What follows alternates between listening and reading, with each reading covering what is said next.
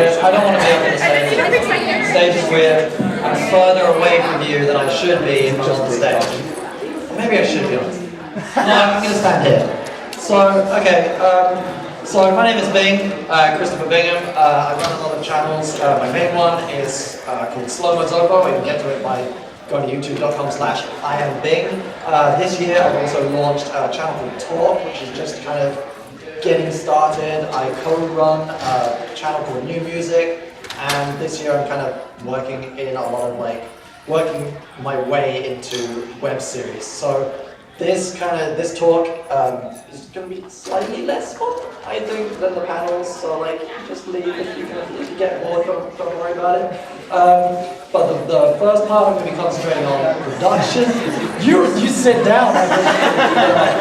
So the first part is going to be talking about production and pre-production. The second half is going to be talking about my audience, and I'm going to have to speak pretty fast because I want to be able to take questions. And this room is running a little bit late, so I have to cut things out. So I apologize if some of it doesn't make sense. So part one, production. I've been doing YouTube for far too long, and it's been a very gradual growth. And I'm kind of now getting to the point where my problems have shifted from being logistical to creative. I'm lucky enough that I'm in a position where I can take my time, take a step back, and kind of really put a little bit more effort into what I'm making. I recommend that considered approach to anyone who wants to make comedy or fiction to a professional level. Or, yeah, if that is your goal, I recommend kind of taking the time and hopefully this talk, maybe, and questions that I can answer for you will help you kind of steer you in that direction. So I'm going to talk about writing for short form and how I approach short form. So hands up in the room, how many people know what iambing is? My series where I play a crazy artist. So it's a web series. If you haven't seen it, I'm duty bound to kind of say, yeah, go see it, go search for iambing. It's lots of fun, and it's my first foray into web series, as a proper format, where I've usually done just sketches, sometimes connected sketches or sequels to sketches. Now I'm actually trying to tell an episodic story around characters. And that's kind of what is most important to me with iambing and with a lot of other things I'm working on, is thinking about characters first. So, and a lot of people ask me where inspiration for that kind of thing comes from, where I do my research, how I develop characters, because characters are the most important thing for me, the absolute most important thing in developing a story, particularly comedy. You want to be working with characters that are going to be really fun and allow you to express what you want to express through those characters. So you have to establish characters quickly, and in short form you have a very small window of opportunity to get that character right and to get across that sense of who that character is. And research on that. I point people in the direction of romance movies. I watch romance movies anyway. I love romance movies. Dear John, that in the notebook. Yeah. Okay. In a romance movie, you have to allow yourself the majority of the movie to be about romance, because you want it to be about romance. So 90% of the film has to be the arc of the romance. So 10% of the movie, you need to establish your characters and make your audience love those characters and want them to love each other and want them to be happy and have babies and whatnot. So you have a very small window to do that. So I kind of look at the way that characters are developed in romance, also in kind of even really stupid stuff like stoner comedies and things. You need to establish a really easy to like character and very simple to understand character. You can make him more complex as you go along, but you need to be able to your audience needs to know and understand and like those characters, generally speaking. So I look at the way that dialogue is done, and because dialogue is the way that we get introduced to characters most of the time. And in a romance movie, you will get maybe one exchange, two sentences. You're late.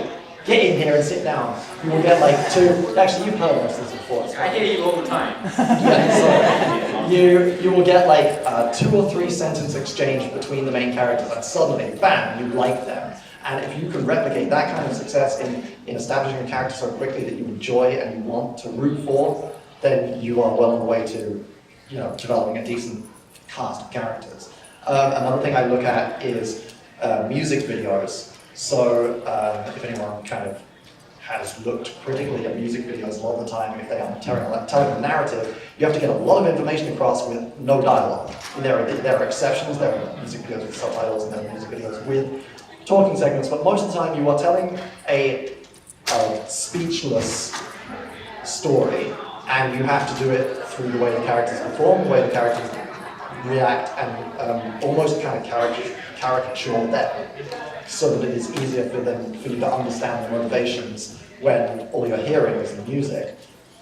So that's another thing I kind of reference as good inspiration for anyone who wants to work in comedy or fiction or short form web of any kind, because it's again kind of working with constraints and seeing how other people in other industries work with constraints.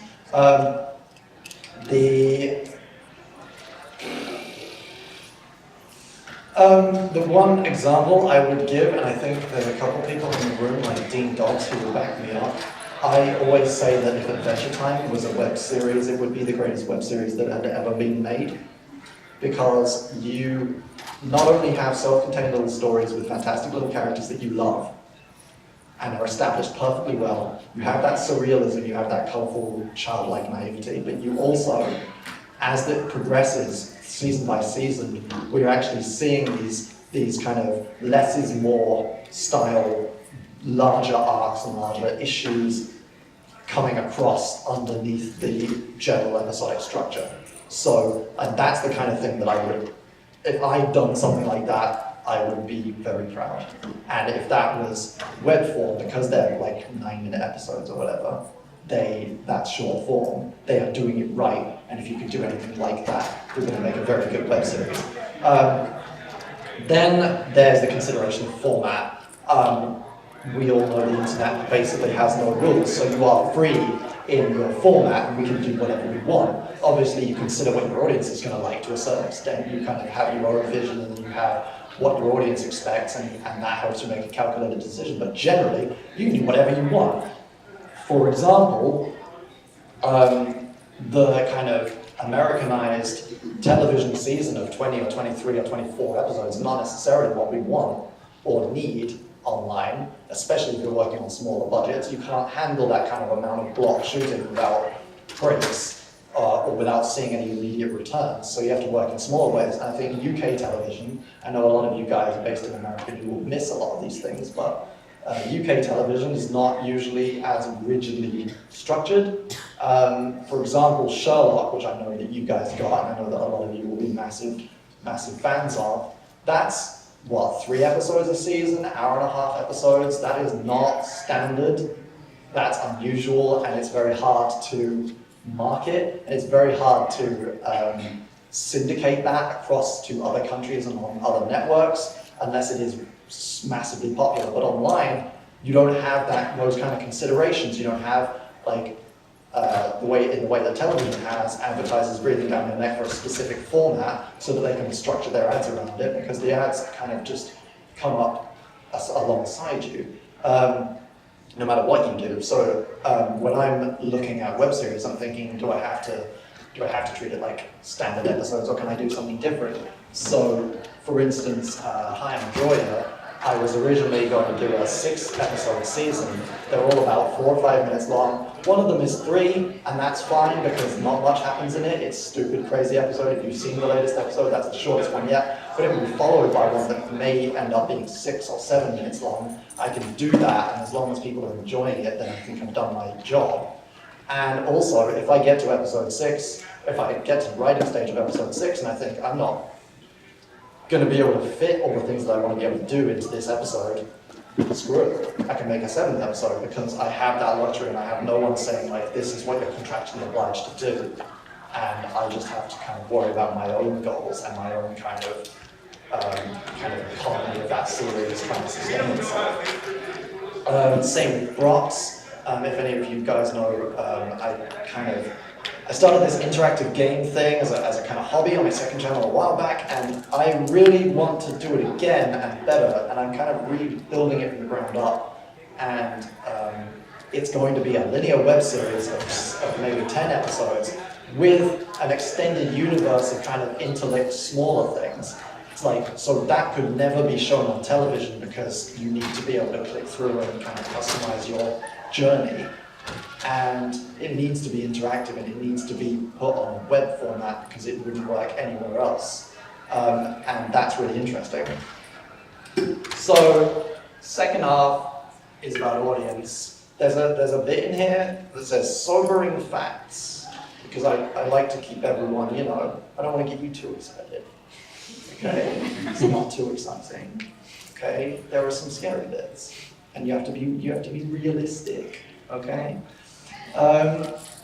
so I'm lucky enough in my position as a resident creator at the London YouTube space, and even before that happened, I was lucky enough to have these insights into what the team are doing, what the product team are doing, and the kind of changes that they're making to the platform. And as they develop the algorithm and as they develop the layout and as they add changes to the platforms, add new features to the platform, or integrate things with like Google+, they are working more towards the value of engagement rather than just lifeless numbers. Because if it was just if it was just a like numbers game, like TV is, like ratings are, just a static kind of lifeless numbers game, TV has us beat. TV will probably have us beat for a very, very long time. Anyone telling you that TV is dead or dying, probably working in the internet, and their job is to tell you that TV is dying. It's not going anywhere right now. If anything, it's doing really, really well. And just on a more kind of like maybe understandable scale, like the CPM, the value of advertising on online content is so minimally small compared to television that it's almost a joke, and that is why a lot of people are not taken seriously. And yes, you can get value in online stuff, but it's more often not for smaller creators, like a lot of you guys are or want to be. Your value is your engagement.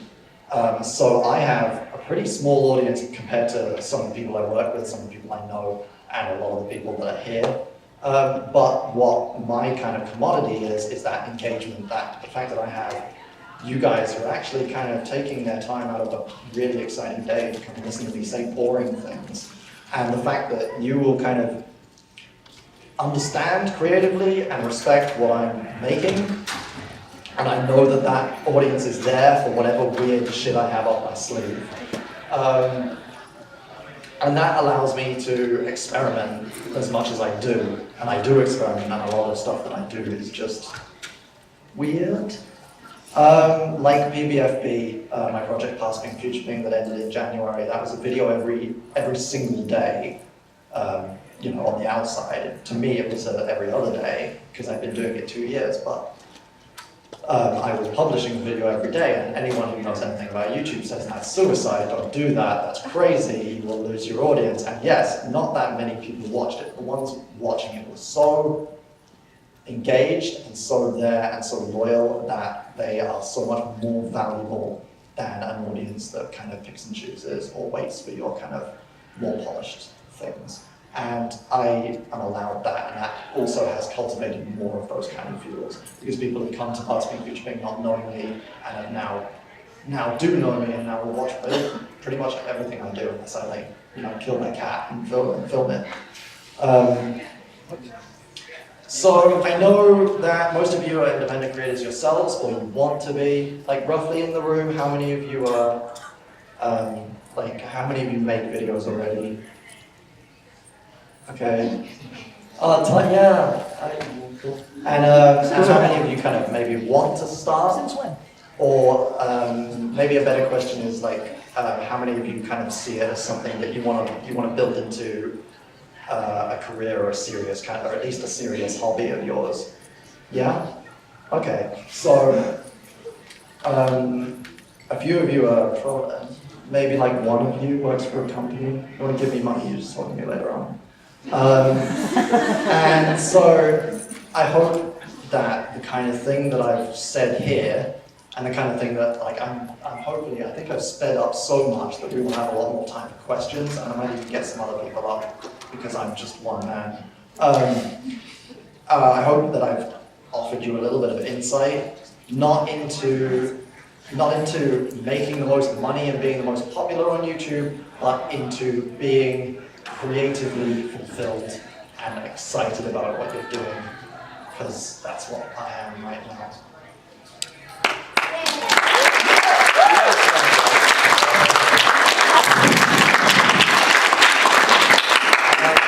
So yeah, does anyone have questions first? I don't even know what time it is.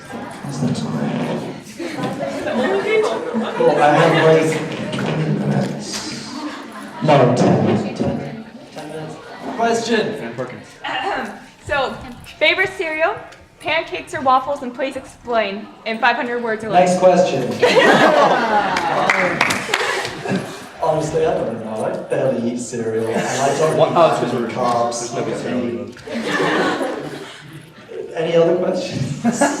You, son. You just called me a sir. I did, but it's respect.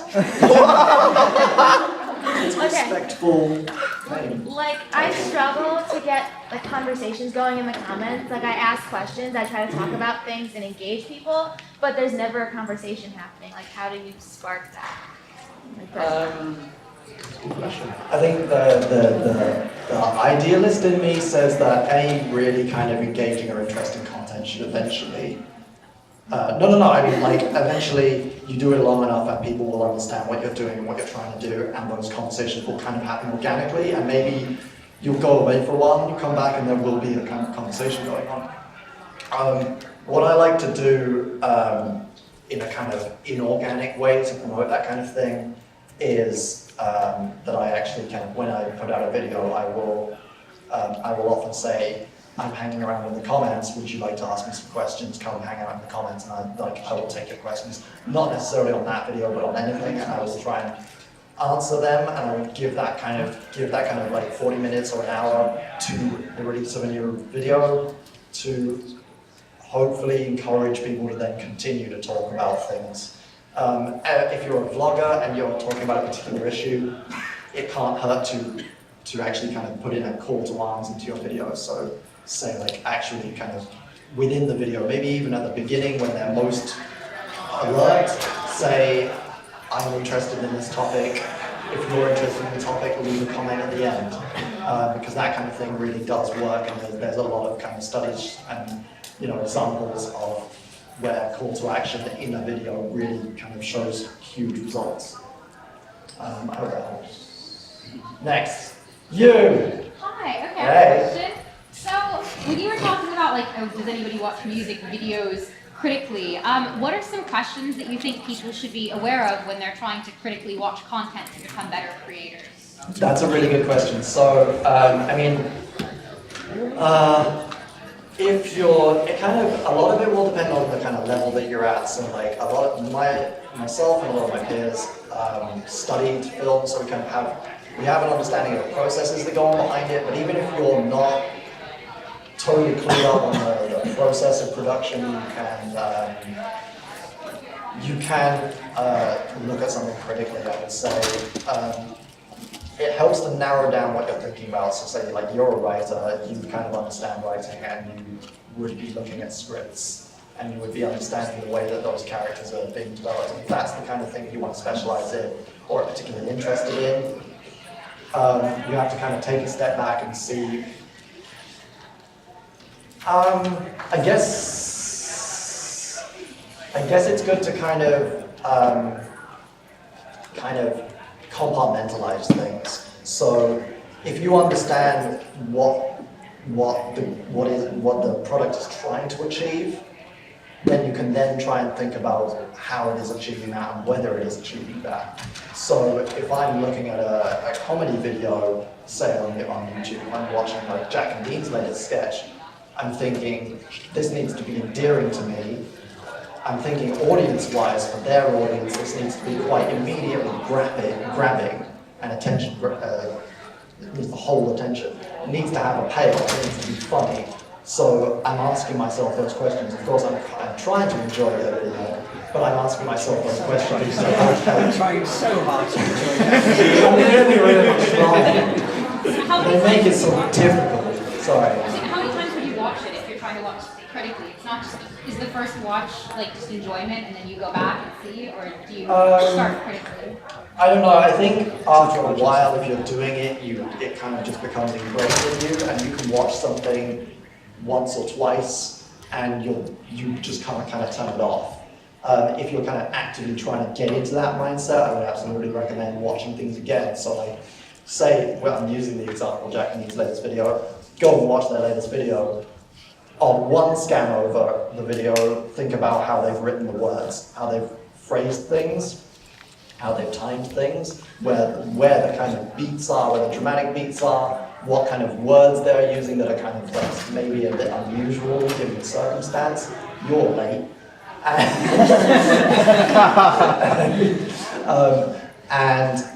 Then maybe give it another run through, and I'm late now.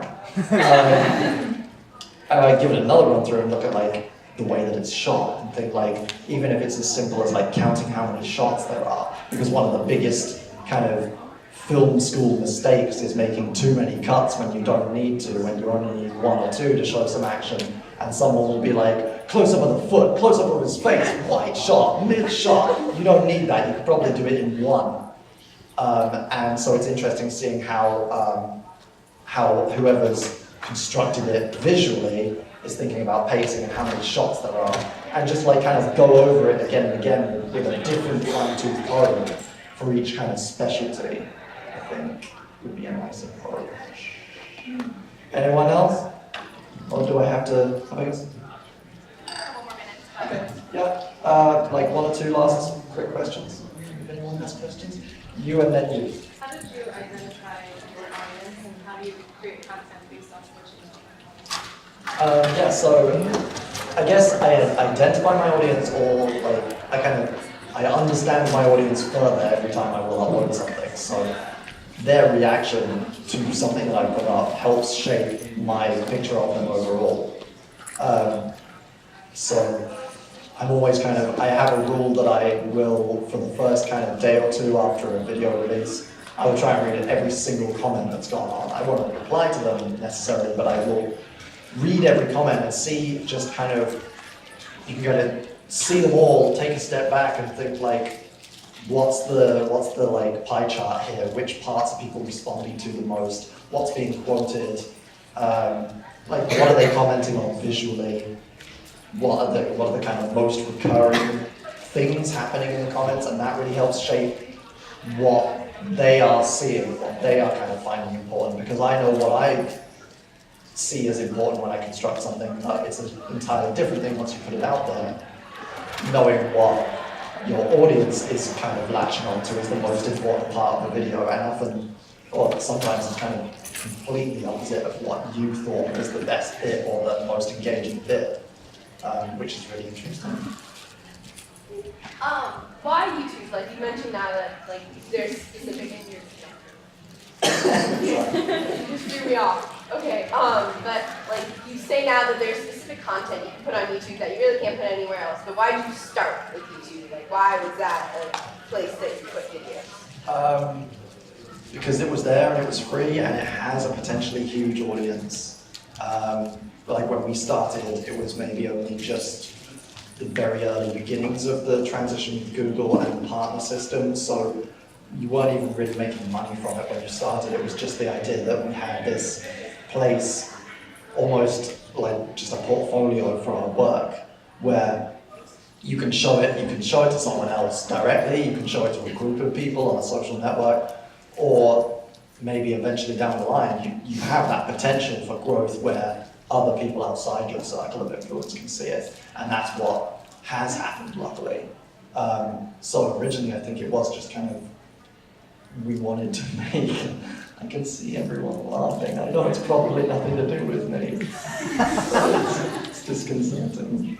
Yeah, like it was there, and YouTube is huge, and it's only getting huger, and there's no other really viable platform for an independent video maker to not only kind of put their work out for anyone to see, but also receive critique and also potentially make money from it and turn it into a career, because that audience that you cultivate can translate. Obviously, when we started, we didn't necessarily know all of that, but it seemed obvious to us that we want to share stuff, so we'll put it on the internet and put it on the one that's the biggest.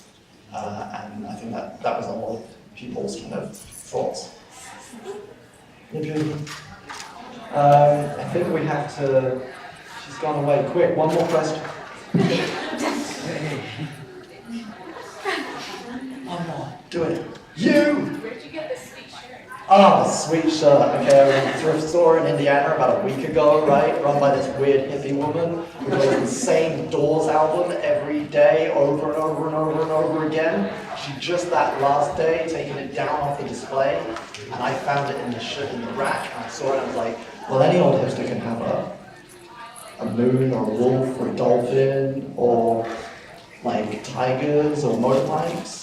I've got Mustachioed Acrobat and his assistant, marbles, planets, and a horse on waves made of space. Okay? Other drives. This is the camp version of that. And unfortunately you won't see it for the rest of the weekend because I'll be wearing my own merchandise because I want to sell some t-shirts at this t-shirt selling convention. So enjoy it for today. Thank you very much for listening.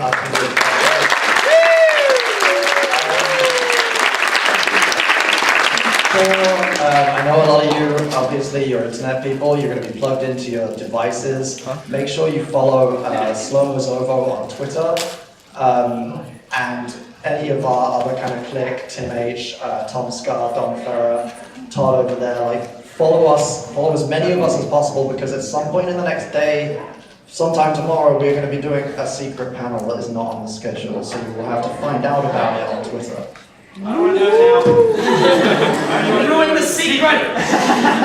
Okay, surprise. How about that? Surprise? Yeah, wait, it's not a surprise. Well, no one will come if I return, right?